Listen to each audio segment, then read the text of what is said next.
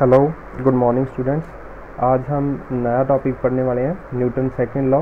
But उससे पहले हम एक दो क्वेश्चन करेंगे न्यूटन फर्स्ट लॉ के ऊपर। ठीक है, तो स्टार्ट करते हैं हम क्वेश्चन।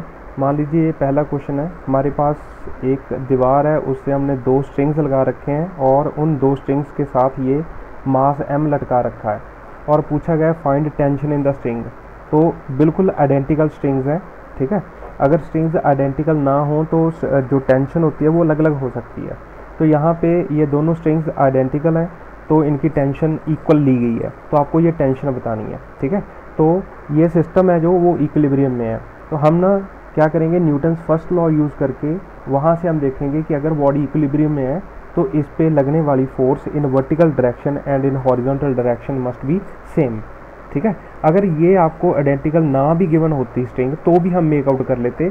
मान लीजिए कि ये T1 और T1 है, इसमें एक स्ट्रिंग में पूरी में मैंने आपको बताया था कि टेंशन T होती है। ठीक है, आपको याद होगा मैंने आपको बताया था स्ट्रिंग है, स्ट्रिंग जो फोर्स लगाती है वो टेंशन होती है, उस फोर्स को टेंशन कहते हैं। और टेंशन फोर्स एक इलेक्ट्रोमैग्नेटिक फोर्स है। ठीक है, फंडामेंटली जो चार फोर्सेज हैं उनकी किस कैटेगरी में ये फॉल करती है, वो इलेक्ट्रोमैग्नेटिक फोर्स है। तो अगर सपोज मैं ये भी मान लूँ कि ये T1 है और यहाँ पे T2 है, तो भी हम इसको प्रूव कर सकते हैं कि ये इक्वल है। तो मान लीजिए कि ये T1 है, तो इसका मैंने एक कंपोनेंट इधर ले लिया, तो आ गया T1 sin 37 और इधर आ गया T2 sin 37 डिग्री। ठीक है, और ऊपर की तरफ इसके दो कंपोनेंट आ जाएंगे। इसका कंपोनेंट आ जाएगा T1 cos 37, इसका T2 cos 37 और नीचे इसका mg एक्ट करेगा। ठीक है, तो क्योंकि ये हॉरिजॉन्टली मूव नहीं कर रहा तो ये चीज़ और ये चीज़ बराबर होनी चाहिए। This implies T1 must be equals to T2 must be equals to T। तो अब मैं वर्टिकल में लगाता हूँ इस पे इक्वेशन। ये समझ आया होगा आपको कि हॉरिजॉन्टल में ये बॉडी मूव नहीं कर रही, इसका मतलब ये फोर्स और ये दोनों फोर्सेज इक्वल होनी चाहिए। तो 37 कट जाएंगे तो T1 is equal to T2 मैंने T मान लिया, तो इसमें भी टेंशन T है और इसमें भी टेंशन T मान ली मैंने। तो ऊपर की तरफ जो फोर्स लग रही है वो लग रही है T cos 37 plus T cos 37 must be equal to mg।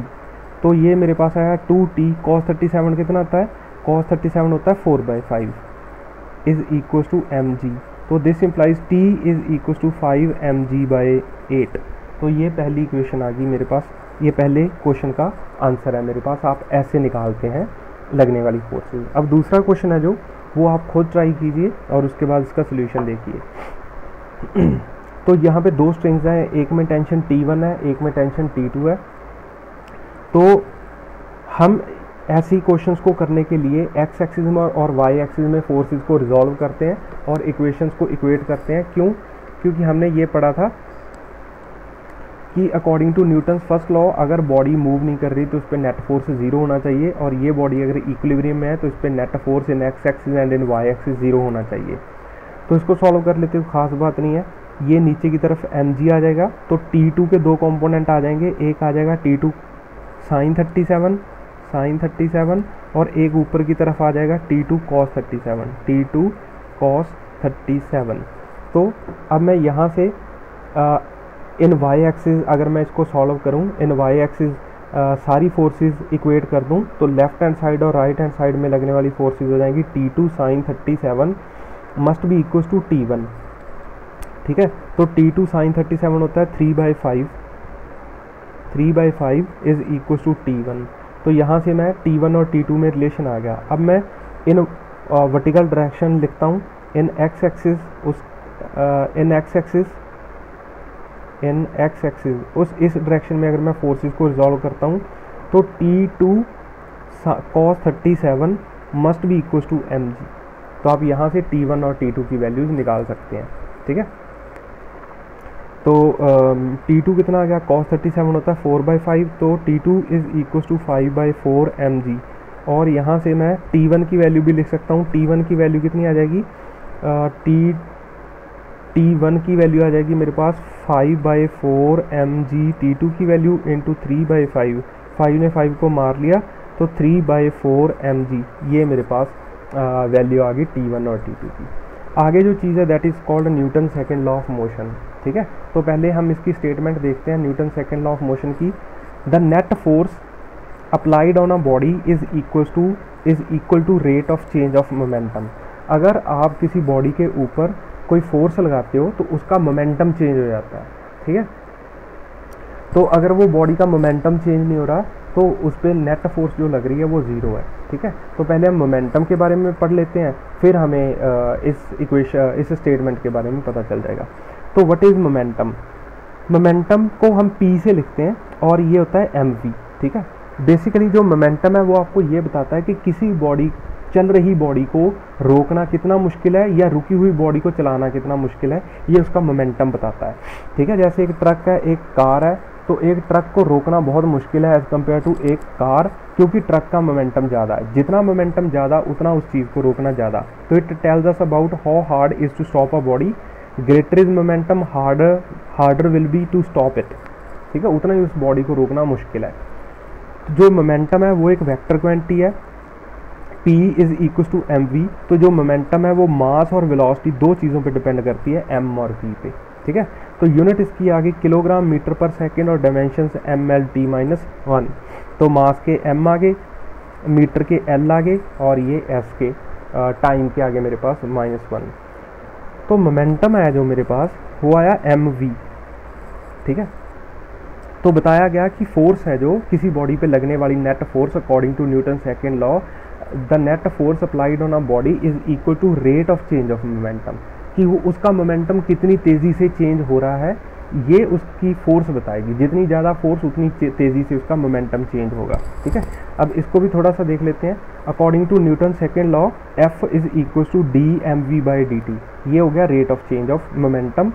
अगर m कांस्टेंट हुआ तो m बाहर आ जाएगा। इफ़ m इज़ कांस्टेंट तो m हमने कांस्टेंट लेके बाहर रख लिया और ये मेरे पास dv/dt बन गया। What is dv/dt? That is acceleration, ठीक है।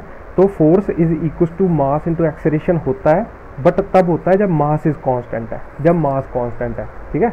तो हम आगे जाके पढ़ेंगे कि मासेस भी चेंज हो सकती हैं, बट यहाँ पे हम कांस्टेंट मास की बात कर रहे हैं। तो मैं ये बताना चाहता था कि अगर कोई बॉडी कांस्टेंट स्पीड से चल रही है और उसकी जो वेलोसिटी है कांस्टेंट वेलोसिटी से चल रही है, वो वेलोसिटी चेंज नहीं हो रही, तो उस पर लगने वाली फोर्स ज़ीरो है। ये मैंने आपको कल भी बताया था। और न्यूटन सेकेंड लॉ भी यही बताता है कि अगर चल रही बॉडी की वेलोसिटी चेंज हो जाए, ठीक है, तो उस पर फोर्स पक्का लग रही है, ठीक है। तो यही न्यूटन सेकेंड लॉ बताता है कि net force applied on a body is equal to rate of change of momentum. और फाइनली हमारे पास ये स्टेटमेंट निकल के आती है जो हमारे काम की है, where acceleration a is equal to dv/dt और direction of acceleration is equal to change in direction of velocity. ये मैंने आपको पहले ही बताया है कि डायरेक्शन एक्सेलरेशन की डायरेक्शन उस तरफ होती है जिस तरफ वेलोसिटी चेंज होके जाएगी, ठीक है। ये आगे जाके सर्कुलर मोशन चैप्टर में मैं और आपको फीलिंग के साथ बताऊंगा कि ये कैसे पॉसिबल है, ठीक है। आगे हमारे पास फाइंड नॉर्मल रिएक्शन। अब मैं इसी पे क्वेश्चन करेंगे हम, पूरा Newton second law force is equal to mass into acceleration, इसी पे क्वेश्चन करेंगे आगे। तो क्वेश्चन है find normal reaction and acceleration of a body. जब मेरे पास ऐसी चीज़ गिवन है तो हमें एक्सेलरेशन बतानी है। तो इस फोर्स के मैं दो कंपोनेंट कर लूँगा, एक इधर आ जाएगा, दैट विल बी 10 cos 37। तो मेरे पास है 10 × 4/5 that is equal to 8 newton. अगर इधर 8 न्यूटन है तो इधर मेरे पास 10 sin 37, 10 sin 37 मेरे पास आ जाएगा 6 न्यूटन, ठीक है। तो अब देखिए ये जो 5 kg है, इस पर जो फोर्सेस लग रही हैं वो मैं लिख देता हूँ। ये mg नीचे की तरफ लग रहा है 50, तो ये 5 kg का ब्लॉक है, ठीक है। तो इस पे जो फोर्सेस लग रही हैं वो नीचे की तरफ 50 लग रही है और ऊपर की तरफ कितनी लग रही है 6 न्यूटन। तो जो नॉर्मल रिएक्शन आएगा वो ऊपर की तरफ आ जाएगा, ये n होगा।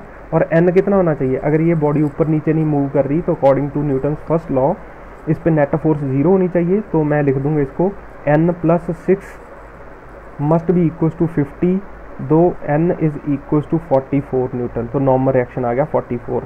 बच्चा ये गलत वहम पाल लेता है कि जो नॉर्मल रिएक्शन है वो मास के बराबर mg के बराबर होता है, ऐसा कुछ नहीं होता, ठीक है। तो पहला हमने सॉल्व कर लिया, अब नॉर्मल रिएक्शन आ गया, अब एक्सेलरेशन फाइंड करनी है। तो ये मेरे पास 5 kg का ब्लॉक है और इस पे इस डायरेक्शन में फोर्स लग रही है 8, तो 8 न्यूटन। तो force is equal to mass into acceleration, force है 8 मास है 5, acceleration is a, this implies acceleration is 8/5 metre per second square. ये मेरे पास एक्सेलरेशन आ गई। तो हम ऐसे क्वेश्चंस को सॉल्व कर सकते हैं। ठीक है, आगे चलते हैं, आप और देखिए। तो यहाँ से स्टार्ट करते हैं इस क्वेश्चन से। बहुत सिंपल सा क्वेश्चन है, आप स्क्रीन पॉज कीजिए और इसका नॉर्मल रिएक्शन और एक्सेलरेशन फाइंड कीजिए इस क्वेश्चन का, और उसके बाद इसका सोल्यूशन देखिए। ठीक है, तो सबसे पहले इस क्वेश्चन में हम फोर्सेस को रिजॉल्व करेंगे। इधर मेरे पास आ जाएगा 30 cos 37, तो 30 इंटू कॉस 37 होता है 4/5, 5 6 और 30, तो 24 आ गया इधर, और ऊपर मेरे पास आ जाएगा 30 sin 37। ठीक है, तो 30 इंटू 3/5, 3/5, 5 6 और 30, और ये मेरे पास आ गया 18। तो जो मेरे पास ये 5 kg ब्लॉक आया, 5 kg, ठीक है, तो इसके नीचे जो है वो 50 न्यूटन एक्ट कर रहा है। इस डायरेक्शन में क्या एक्ट कर रहा है, 24, और ऊपर की तरफ कौन एक्ट कर रहा है, 18। ठीक है, तो इसका जो नॉर्मल रिएक्शन है वो कितना है, normal reaction is equal to, जो ऊपर की तरफ नॉर्मल रिएक्शन n आएगा, n plus 18 is equal to 50, तो n इज इक्वल टू कितना आ गया, 32। अब एक्सेलरेशन की बात करते हैं। Acceleration is equal to force upon mass. ठीक है, force is to mass into acceleration होती है। तो फोर्स इस पे कितनी लग रही है, 24, और मास कितना है इसका, मास है इसका 5, तो 24/5 मीटर पर सेकंड स्क्वायर इसकी एक्सेलरेशन आ गई। अब देखिए इस क्वेश्चन में, देखिए जो नॉर्मल रिएक्शन है वो ऊपर की तरफ एक्ट कर रही है। ठीक है, इसका मतलब ब्लॉक ऊपर नहीं उठ सकता, ये चलेगा तो इस डायरेक्शन में ही चलेगा, ऊपर नहीं उठ सकता। ठीक है, क्योंकि इसका mg ज़्यादा है 18 से। ठीक है, कई बार ऐसा भी हो सकता है कि ये ब्लॉक पे जो लगने वाला नॉर्मल रिएक्शन है वो किस डायरेक्शन में लगे, वो डाउनवर्ड लगे। डाउनवर्ड लगने का मतलब है कि जो हम फोर्स लगा रहे हैं वो फोर्स इसको उड़ा के लेगी ऊपर हवा में। ठीक है, तो ऐसा क्वेश्चन हम ये कर रहे हैं। तो इस क्वेश्चन को भी आप स्क्रीन पॉज करके आप ट्राई कर सकते हो। तो देखिए ये क्वेश्चन, इसके भी आप कंपोनेंट कर लीजिए। इधर मेरे पास आ जाएगा 50 cos 37, तो cos 37 होता है 4/5, तो ये 4/5, तो इधर आ गया मेरे पास 40। ठीक है, 40 न्यूटन, और इधर इस डायरेक्शन में कितना लगेगा, इस डायरेक्शन में लग जाएगा, फिर अगर आप इसको सॉल्व करोगे तो 30 न्यूटन। इस डायरेक्शन में कितना लगेगा, 20 cos 53, वो होता है 3/5, तो मेरे पास आ गया ये 20 इंटू 3/5, तो आ गया 12 न्यूटन। और ऊपर की तरफ, अगर आप ऊपर की तरफ इसको सॉल्व करोगे तो 16 न्यूटन। तो मेरे पास जो कहानी बनी वो कुछ ऐसी बनी कि यहाँ पे मेरे पास एक ब्लॉक है 2 kg का। ठीक है, 2 kg का ब्लॉक है, उस पर इस डायरेक्शन में फोर्स लग रही है कितनी, 40 न्यूटन, इस डायरेक्शन में लग रही है 12 न्यूटन, ऊपर की तरफ दो फोर्सेस लग रही हैं कितनी, 30 न्यूटन, और दूसरी लग रही है 16 न्यूटन, और नीचे की तरफ कितनी लग रही है, 20 न्यूटन। तो ऊपर फोर्स ज़्यादा है, 30 प्लस 16 कितना आ गया, ये 46, और नीचे कितनी लग रही है, 20। इसका मतलब जो नॉर्मल रिएक्शन आएगा वो नीचे की तरफ लगेगा। ठीक है, वो कितना होगा, अगर इसको बिल्कुल बैलेंस में रहना है तो बॉडी का नॉर्मल रिएक्शन है जो वो नीचे की तरफ लगेगा, और वो कितना लगेगा, 30, 46 minus 20 that is equal to 26 newton. तो जो नॉर्मल रिएक्शन आएगा, मैं यहाँ पे लिख देता हूँ। ठीक है, तो यहाँ पे जो नॉर्मल रिएक्शन आएगा, normal reaction is downward that is equal to -26 newton. Negative का मतलब है कि नीचे की तरफ नॉर्मल रिएक्शन लग रहा है। इसका मतलब अगर नीचे नॉर्मल रिएक्शन लग रहा है तो ये बॉडी ऊपर उड़ जाएगी। ठीक है, हवा में उड़ जाएगी, और अगर हवा में उड़ जाएगी तो इसका एक्स एक्सिस में और वाई एक्सिस में, क्योंकि इधर भी तो ये चलेगी ना बॉडी इस डायरेक्शन में, और ऊपर भी जाएगी, तो इसका जो एक्सेलरेशन है वो एक्स एक्सिस और वाई एक्सिस दोनों में रहेगा। तो आपको दोनों लिखनी है।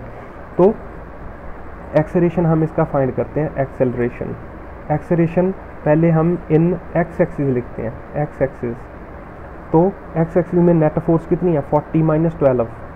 ठीक है, तो 40 में से 12 गया, कितना आ गया इन एक्स एक्सिस, तो F net F X axis में कितनी लगी, F X is equal to 40 minus 12 that is to 28।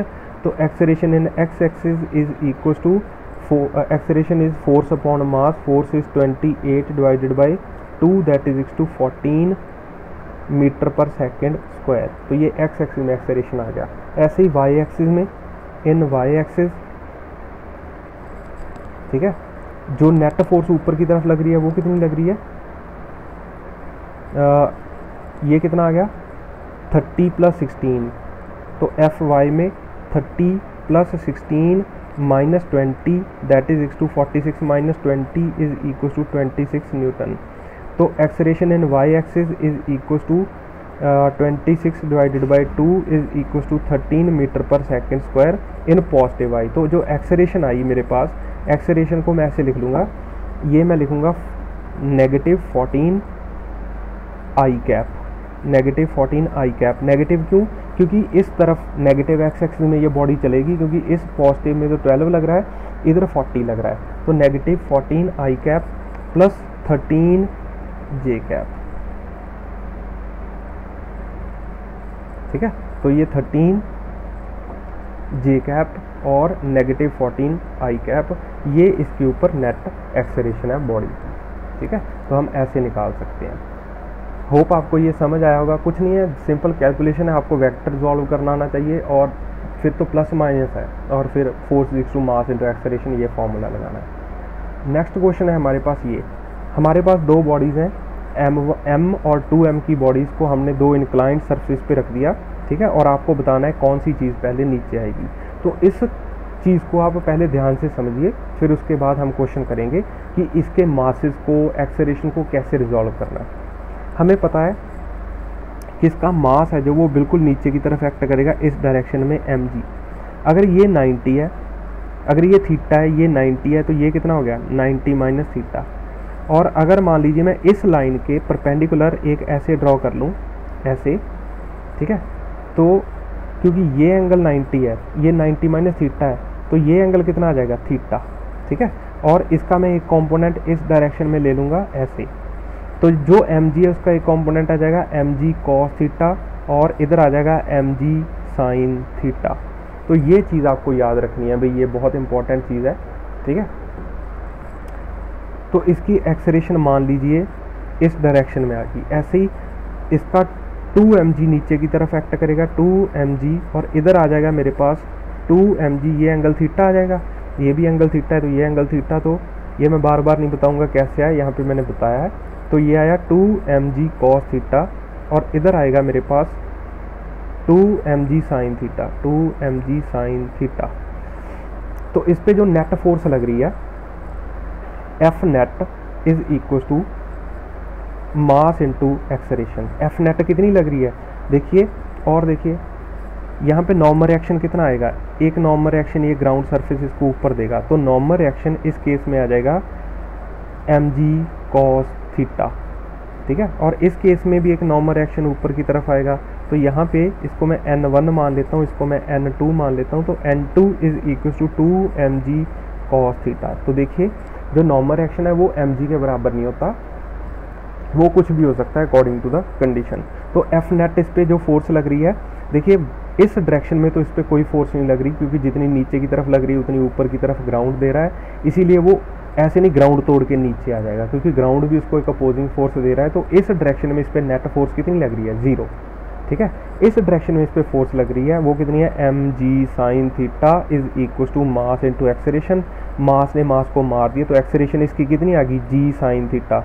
ये भी एक याद करने वाली चीज़ है, जब ऐसे बॉडी गिरती है तो उसकी एक्सेलरेशन कितनी होती है g sin थीटा। इस केस में भी देख लीजिए, इसमें एफ नेट कितनी लगेगी, F net is equal to mass into acceleration, और मास बॉडी का कितना है 2m में, तो एफ नेट कितनी लग रही है इस पर 2mg sin theta is equal to 2ma। This implies acceleration is equal to g sin theta. तो ये तो कमाल हो गया, ये भी body acceleration g sin theta से नीचे आ रही है और ये बॉडी भी g sin थीटा से बराबर आई है। इसका मतलब दोनों बॉडी सेम एक्सेलरेशन से नीचे आ रही हैं। अगर एक्सेलरेशन सेम है तो टाइम नीचे आने का सेम होगा, ठीक है। तो मैं लिख देता हूँ because both have both have same acceleration, so both will come down at same time, दोनों सेम समय पे नीचे आ जाएंगी। ठीक है, अब इसको देखिए, ये भी क्वेश्चन ऐसे ही सॉल्व करना है। आप स्क्रीन पॉज करके इस क्वेश्चन को सॉल्व कीजिए, आपको नॉर्मल रिएक्शन और एक्सेलरेशन इसकी बतानी है। ठीक है, तो होप आप इसको सॉल्व कर सकते हो, तो आप ट्राई कीजिए इसको, फिर इसका सोल्यूशन देखना। ठीक है, तो मैं इसको सॉल्व करता हूँ। देखिए, अगर ये एंगल 37 है तो इसका पहले तो जो चीज़ें हमें पता है वो लिख लेते हैं। इसका mg नीचे की तरफ एक्ट करेगा, mg इज 50, तो इधर mg ये 37 डिग्री आ जाएगा, ये भी mg cos 37। ठीक है, तो cos 37 है 50, cos 37 है मेरे पास, कितना होता है 4/5, तो आ गया 40। अगर ये 40 है तो इस डायरेक्शन में इसका एक लगेगा 30। ठीक है, that will be mg sin 37, that is 30 Newton, और इधर लग जाएगा 40 न्यूटन। ठीक है, और ये जो 20 है, 20 को आपको हॉरिजॉन्टल या वर्टिकल में इसको सॉल्व करना पड़ेगा, और ये एंगल कितना होगा, ये एंगल, अगर ये एंगल 37 है तो अगर मैं यहाँ पे ऐसे सॉल्व करता हूँ ऐसे, तो ये एंगल भी 37 होगा, तो ये लाइन और ये लाइन तो पैरेलल है, तो ये भी एंगल 37 होगा। ठीक है, ये थोड़ी सी ज्योमेट्री है जो आपको आनी चाहिए। ठीक है, क्योंकि ये लाइन और ये लाइन पैरेलल है। ठीक है, और अगर यहाँ पे ये 37 बना रही है, तो आप ऐसे एक लाइन ड्रॉ कर लो जो इसके पैरेलल है 20 न्यूटन के, तो ये भी 37 बनाएगी, तो ये भी 37 बनाएगी। एक मिनट चेक कर लें, फिर भी हमें इस डायरेक्शन में चाहिए, तो मैं इसको ऐसे यहाँ पे सॉल्व करता हूँ, ड्रॉ करता हूँ। ये मेरे पास क्या है, ये मेरे पास 5 kg है। ठीक है, इस पे लगने वाली सारी फोर्सेस मैं लिख लेता हूँ, हॉरिजॉन्टल और वर्टिकल में ऐसे। ठीक है, इस डायरेक्शन में लगने वाली फोर्सेस, तो एक तो इस डायरेक्शन में 40 लग रहा है और इस डायरेक्शन में लग रहा है 30। ठीक है, और जो ये 20 है, तो 20 के कंपोनेंट हमें करने पड़ेंगे। 20 कितना आ जाएगा, 20 के कंपोनेंट करेंगे तो 20 मान लीजिए यहाँ पे लग रहा है, तो मैं यहाँ पे मान लेता हूँ 20, इस डायरेक्शन में लग रहा है 20। ठीक है, 20 न्यूटन सॉल्व करने के लिए लिख रहे हैं। और ये वर्टिकल के साथ ये एंगल 37 बन रहा था, तो ये एंगल 53 हो जाएगा। तो 20 के जो कंपोनेंट करेंगे, 20 का कंपोनेंट इधर आ जाएगा, दैट विल बी 20 sin 53, तो वो आ जाएगा 20 sin 53 कितना आता है 4/5। ठीक है, तो ये आ गया 16 न्यूटन। और 20 का एक नीचे की तरफ भी कंपोनेंट आ जाएगा, वो कितना आ जाएगा, यहाँ पे इस डायरेक्शन में वो आ जाएगा 20 cos 53, तो वो आ जाएगा 20 cos 53 डिग्री, तो ये आ गया 20 cos 53 होता है 3/5।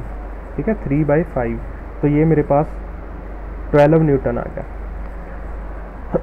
तो जो ये ब्लॉक है उस पे नीचे की तरफ 12 न्यूटन प्लस 40 न्यूटन लग रहा है, ऊपर की तरफ 16, नीचे की तरफ 30, ऐसे। तो जो इसका नॉर्मल रिएक्शन होगा, पहले तो नॉर्मल रिएक्शन निकालते हैं। नॉर्मल रिएक्शन वो कितना होगा, नॉर्मल रिएक्शन विल बी ये 40 + 12 न्यूटन और लग रहा है नीचे की तरफ। ठीक है, ये 12 कहाँ से आया, ये जो 20 न्यूटन फोर्स हमने लगाई थी ना इसके ऊपर, उसको रिजॉल्व करने पे आया, ये 20 न्यूटन को रिजॉल्व करने पे। तो नॉर्मल रिएक्शन इसका आ गया 40 + 12 इज 52 न्यूटन। ठीक है, और जो एक्सेलरेशन है वो है F net अपॉन m। तो F net कितनी है, ऊपर की तरफ तो 16 न्यूटन है, नीचे की तरफ 30 है, तो टोटल मिला के 14 नीचे आया डिवाइडेड बाई 5, तो 14/5 मीटर पर सेकेंड स्क्वायर इसका एक्सेलरेशन आ गया। होप आपको समझ आया होगा। ये थोड़ी सी ज्योमेट्री है, मैं जो 20 न्यूटन के को रिजॉल्व किया उसको मैं रेड कलर में ड्रॉ कर देता हूँ। ये 30 और 40 तो आपको समझ आ गया कि इसके mg के 2 कंपोनेंट कर लिए, ये और ये 30 न्यूटन, ये और ये। इसको मैं रिजॉल्व कर देता हूँ, इसको रेड कलर में ड्रॉ कर देता हूँ। तो ये 20 न्यूटन फोर्स थी जो एक्चुअल में लग रही थी, चाहे आप यहाँ पे फोर्स लगाइए चाहे आप यहाँ पे लगाइए, डायरेक्शन नहीं चेंज करनी, मैग्नीट्यूड नहीं चेंज करना। तो इसका एक कंपोनेंट नीचे की तरफ आ जाएगा, वो आ जाएगा 20 cos 53 that will be 12 Newton, और ऊपर की तरफ भी एक कंपोनेंट आ जाएगा इसका, तो वो आ जाएगा 16 न्यूटन। ठीक है, तो ये जो मेरे पास ब्लॉक आ गया, अब ऐसे था ब्लॉक और इस पे इस डायरेक्शन में 40 लग रहा था और इस डायरेक्शन में 12 लग रहा था, इस डायरेक्शन में 30 लग रहा था और ऊपर की डायरेक्शन में 16 लग रहा था। तो ये सारी चीज़ें आपको सॉल्व करके करनी है। ठीक है, और यहाँ से नॉर्मल एक्शन एंड एक्सेलरेशन आप निकाल सकते हो। अब ऐसा ही क्वेश्चन ये आ गया, इसको आप खुद सॉल्व कीजिए, खुद ट्राई कीजिए, फिर उसके बाद इसका सोल्यूशन देखना। ठीक है, अब मैं इसको सॉल्व करता हूँ। इसका ये वाला इस डायरेक्शन में आ जाएगा mg दैट विल बी 20, तो इस डायरेक्शन में कितना आ जाएगा mg, ये 53 डिग्री है, mg cos 53 डिग्री, तो वो आ जाएगा मेरे पास 20 53 डिग्री होता है 3/5, तो मेरे पास आ गया 12 न्यूटन। अगर ये 12 न्यूटन है तो इस डायरेक्शन में अगर आप सॉल्व करोगे तो वो कितना आ जाएगा 16 न्यूटन। ठीक है, दैट विल बी 20 sin 53, तो वो आ जाएगा 4/5, 20 × 4/5। ठीक है, तो 16 न्यूटन। तो जो मेरे पास नॉर्मल एक्शन और वो ड्रॉ करना है वो कुछ ऐसे बन गया। इसको आप रिजॉल्व कीजिए एक्स और वाई में ऐसे। तो इस डायरेक्शन में एक तो इस डायरेक्शन में तो सिर्फ लग रहा है 12 न्यूटन। ठीक है, तो नॉर्मल रिएक्शन जो आ जाएगा वो भी कितना आ जाएगा, normal reaction will be 12 Newton. और इस डायरेक्शन में नीचे की तरफ लग रहा है 16 न्यूटन और ऊपर की तरफ कितना लग रहा है, ये गिवन था जो फोर्स 20 न्यूटन। तो जो इसकी एक्सेलरेशन होगी वो कितनी होगी, वो होगी 20 - 16। ठीक है, नेट फोर्स डिवाइडेड बाय इसका मास 2, तो 20 में से 16 गया 4/2 is 2 metre per second square. ये आप ऐसे इसको सॉल्व कर सकते हो। ठीक है, आगे चलते हैं और क्वेश्चन इसी चीज़ पे करते हैं हम।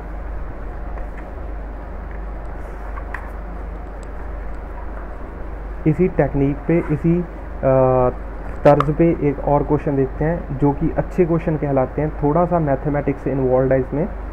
मान लीजिए हमें ये चीज़ गिवन थी, ये कर्ड पोर्शन गिवन था, given that y is equal to X square, और इसकी इक्वेशन दे दी हमें इस सरफेस की y is equal to X square. Find normal reaction on 2 kg, 2 kg पे आपको नॉर्मल रिएक्शन बताना है और इस पे 5 न्यूटन फोर्स ऊपर की तरफ लग रही है इस पे। ठीक है, find normal reaction on 2 kg block when x is equal to 2 metre. जब x 2 मीटर पे ब्लॉक है तो उस वक्त आपको इस पे ये सारी चीज़ें बतानी है। तो मान लीजिए कि इसको मैं जूम करूं तो ये कुछ मान लीजिए ऐसे बन गया और यहाँ पे एक 2 kg का ब्लॉक पड़ा हुआ है ऐसे, और उस पे ऊपर की तरफ फोर्स लग रही है 5 न्यूटन। तो आपको पहले तो mg sin theta, mg cos theta, वो सब कुछ निकालना पड़ेगा। ठीक है वैसे ही। तो उसके लिए पहले आपको थीटा पता होना चाहिए। ये 2 kg लिखा हुआ है, 2 kg। ठीक है, तो मैं मतलब इसको रिजॉल्व करूँगा इस डायरेक्शन में और इसको रिजॉल्व करेंगे इस डायरेक्शन में। ये आ जाएगा mg sin थीटा और ये आ जाएगा mg cos theta. But cos theta sin theta के लिए पहले आपको थीटा पता होना चाहिए। तो थीटा कैसे पता करते हैं, थीटा के लिए मैं यहाँ पे एक ऐसे टेंजेंट ड्रॉ करता हूँ ऐसे। ठीक है, तो ये थीटा आ गया। अच्छा, थीटा क्या होता है भाई, थीटा होता है स्लोप। ठीक है, और स्लोप क्या होता है, स्लोप इज tan थीटा, और tan थीटा को मैंने dy/dx भी लिखा है। ठीक है, मैंने पहले भी बताया आपको कि जब भी आपको स्लोप निकालना है किसी इक्वेशन का तो आप rate of change of x with respect to y लिख दो कि x इतना चलने से y मैं कितना ऊपर चला जाऊंगा, यही उसका स्लोप होता है बेसिकली। तो dy/dx का मतलब है कि इसको मैं डिफरेंशिएट करूंगा, तो मेरे पास आ गया 2x और x की वैल्यू 2 पुट करनी है। ठीक है, क्योंकि 2 मीटर पे स्लोप चाहिए, तो x की value, but x is equal to 2, तो जो tan थीटा आया मेरे पास, जो स्लोप आया वो आया 4। अगर tan थीटा इतना आया तो sin थीटा कितना आ जाएगा। ठीक है, tan थीटा था opposite by adjacent side that is 4/1, तो sin थीटा आ जाएगा मेरे पास ऑपोजिट बाय हाइपोटेन्यूज। तो मैं यहाँ से सॉल्व करूँगा तो sin थीटा की वैल्यू आ जाएगी 4/√17। ये कैसे आया, मैंने एक ट्राइंगल मान ली। ठीक है, इसका एंगल थीटा मान लिया, तो ये होता है ऑपोजिट बाय एडजेसेंट साइड। ये 1 हो गया, ये 4 हो गया, इसका मतलब ये कितना आ जाएगा 17/√17, तो ये आ गया। सिमिलरली cos थीटा जो वो आ जाएगा मेरे पास 1/√17। ठीक है, तो ये आ गया मेरे पास। अब मेरे को नॉर्मल रिएक्शन और वो निकालना कोई मुश्किल नहीं है। mg है मेरे पास 20 और cos थीटा है मेरे पास √17 और यहाँ पे मेरे पास आ गया 20 mg 20 sin थीटा है मेरे पास 4/√17 दैट इज 80/√17 ये आ गया मेरे पास। तो अब मेरे को नॉर्मल रिएक्शन निकालना है, फोर्स निकालनी है, सब कुछ निकालना है, खास बात नहीं है। नॉर्मल रिएक्शन कितना आ जाएगा, इसके ऑपोजिट, ठीक है। तो normal reaction is equal to 20/√17। तो ये मेरे पास नॉर्मल रिएक्शन आ गया। अब मेरे को एक्सेलरेशन निकालनी है, एक्सेलरेशन होती है एफ नेट। तो एफ नेट नीचे की तरफ कितना लग रहा है 80/√17 -5, ठीक है। ये आ गया फोर्स, ये नीचे की तरफ तो ये लग रही है 80/17 न्यूटन, ठीक है। ऊपर की तरफ 5, दोनों को सब्ट्रैक्ट करो, डिवाइडेड बाय मास कर दो, मेरे पास ये metre per second square acceleration आ जाएगी ये ऐसे। तो इस क्वेश्चन को ऐसे सॉल्व किया जाता है जब आपको स्लोप ना गिवन हो और उसकी इक्वेशन जस्ट गिवन हो इस पूरी कर्व की। आगे चलते हैं, that is called double block system. इसे हम डबल ब्लॉक सिस्टम बोलते हैं, ठीक है। तो इसको करने की टेक्निक है कि वो पर्टिकुलर टेक्निक समझिए आप, कोई ख़ास बात नहीं। इसको आप ना, जब ये फोर्स है, इस फोर्स को मैं पहले तो रिजॉल्व कर लेता हूँ। तो इस फोर्स के दो कंपोनेंट करता हूँ मैं। ये मेरे पास आ जाएगा 20 sin 20 cos 37, तो वो आ गया 20 cos 37 होता है 4/5, cos 37 होता है 4/5, तो मेरे पास आ गया 16 न्यूटन। और ऊपर से नीचे की तरफ एक फोर्स लग रही है, दैट इज़ 20 sin 37, 20 sin 37 होता है 3/5, ठीक है। तो आ गया 12 न्यूटन। तो नीचे की तरफ 12 न्यूटन फोर्स लग रही है, इस तरफ 16 न्यूटन लग रही है।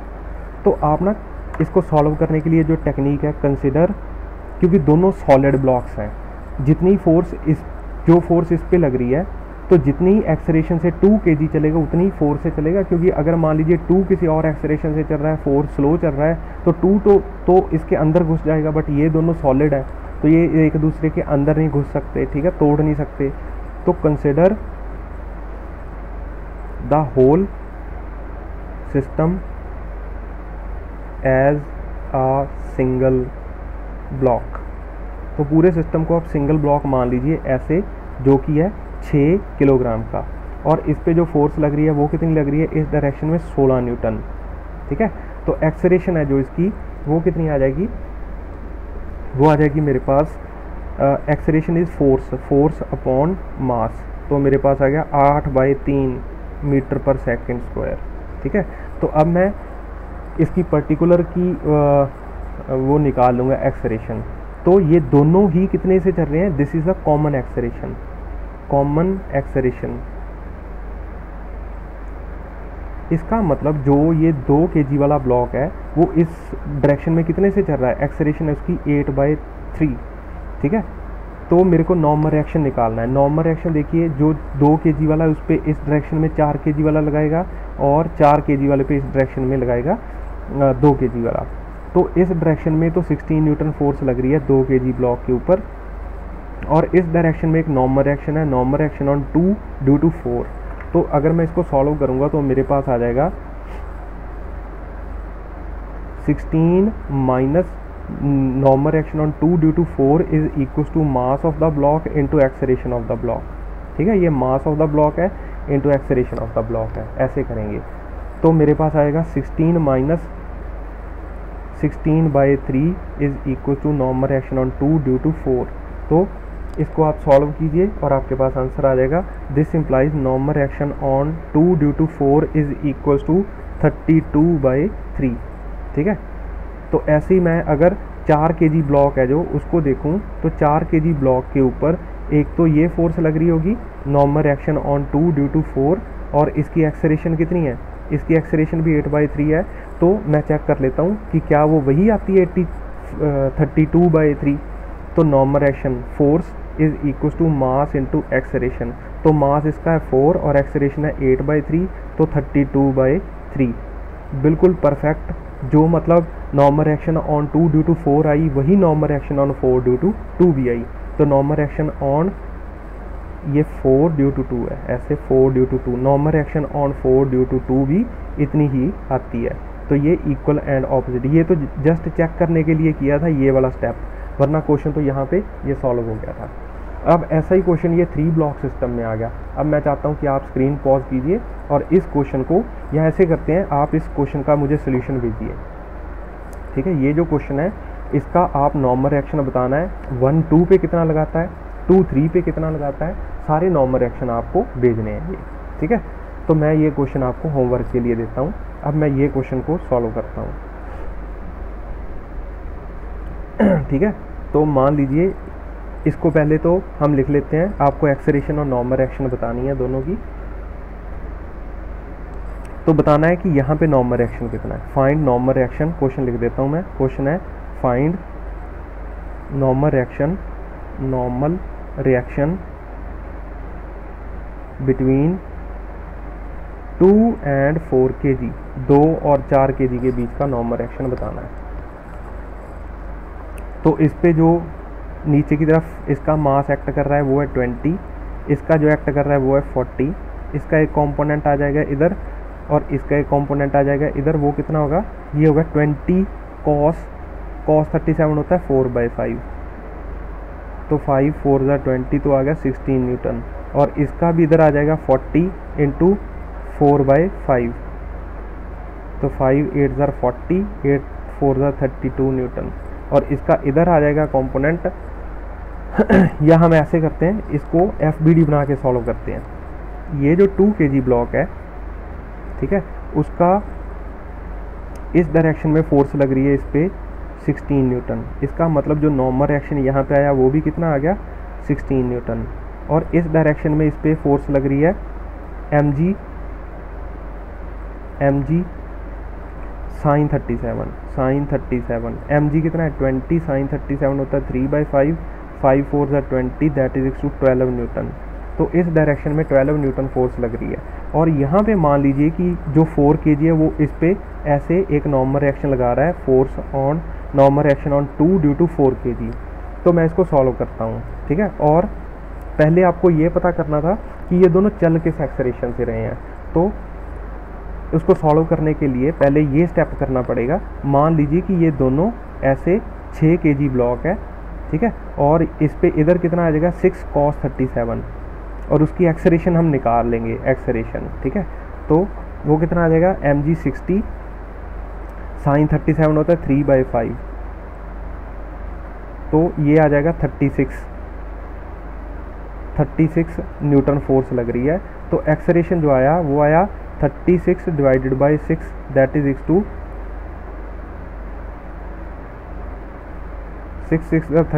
6 मीटर पर सेकेंड स्क्वायर, ये एक्सेलरेशन आ गई। तो अब मैं इस 2 kg ब्लॉक पे सारी फोर्सेस लिखता हूँ। ये मुझे पता है कि ये 6 मीटर पर सेकेंड स्क्वायर से चल रहा है नीचे की तरफ। तो ये नीचे की तरफ फोर्स कितनी लग रही है, ये आया मेरे पास 12,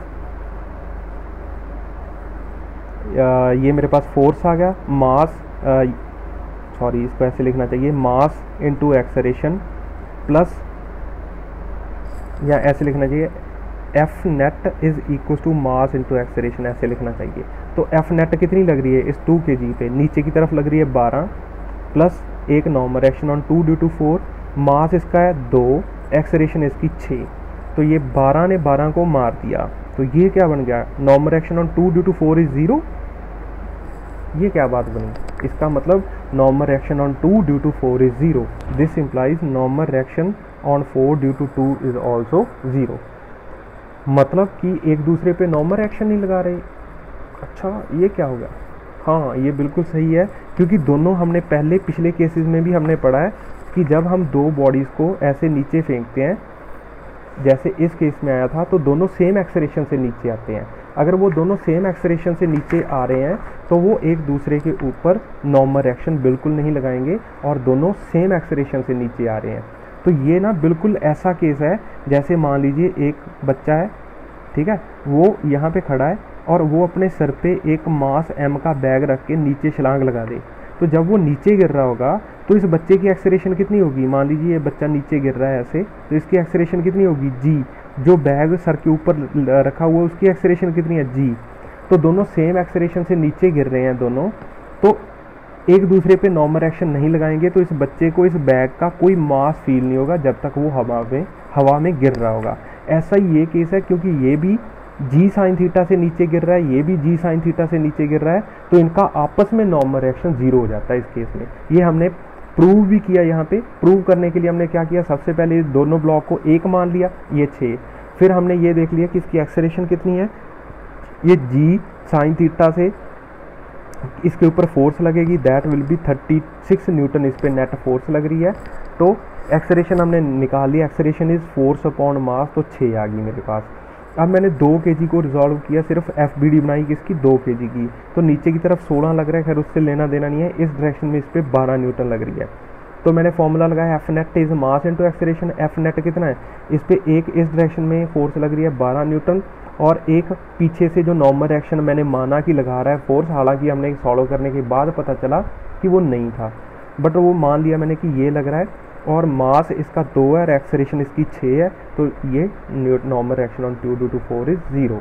तो हम ऐसे इसको सॉल्व करते हैं इन क्वेश्चन को, ठीक है, क्योंकि दोनों सेम एक्सेलरेशन से, आप लिख लेना, because both are falling with same acceleration that is g sine theta, so normal reaction on 2 due to 4 और normal reaction on 4 due to 2 will be 0, ठीक है।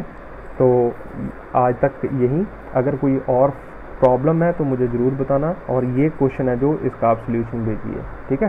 Thank you.